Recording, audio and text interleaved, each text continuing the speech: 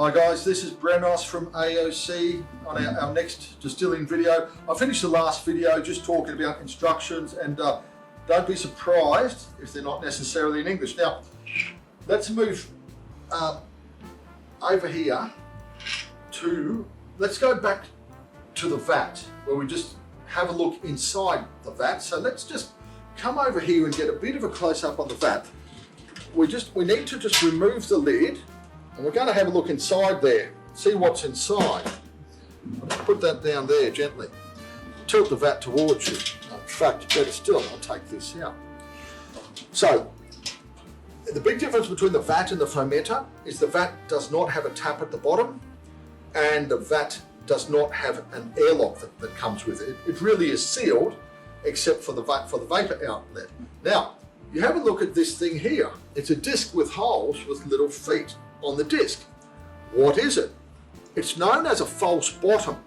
So we put him in here like this, and you'll see how he sits there nice at the bottom. Now, what the false bottom is all about, it depends whether you want to distill using just liquids. For instance, you might decide, just pretend this is blackcurrant for a second.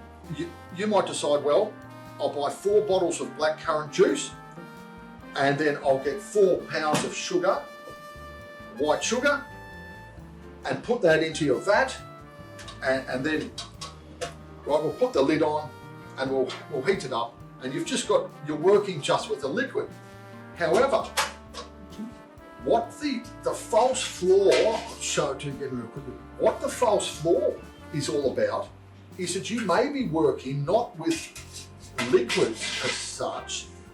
You may be working with more chunky, grainy type of things, like a malted barley or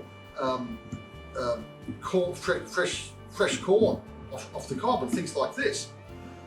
Now, you don't want all of those large grains going through your vat.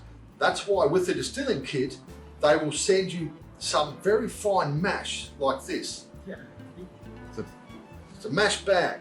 So what I would do is put my corn mash in there, or my malted barley in there, or potato peels if I was going for a vodka kind of spirit, and those chunky grains will sit on top of the false floor.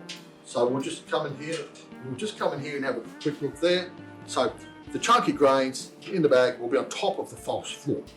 Now, I didn't explain before, but I'll just tell you now, the whole point of the false floor is that nothing except liquid can actually touch the bottom.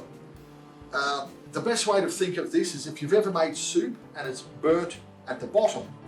It looks fine from the top, but once it's actually burnt, gone charcoal, gone black at the bottom, you cannot get rid of that burnt flavour.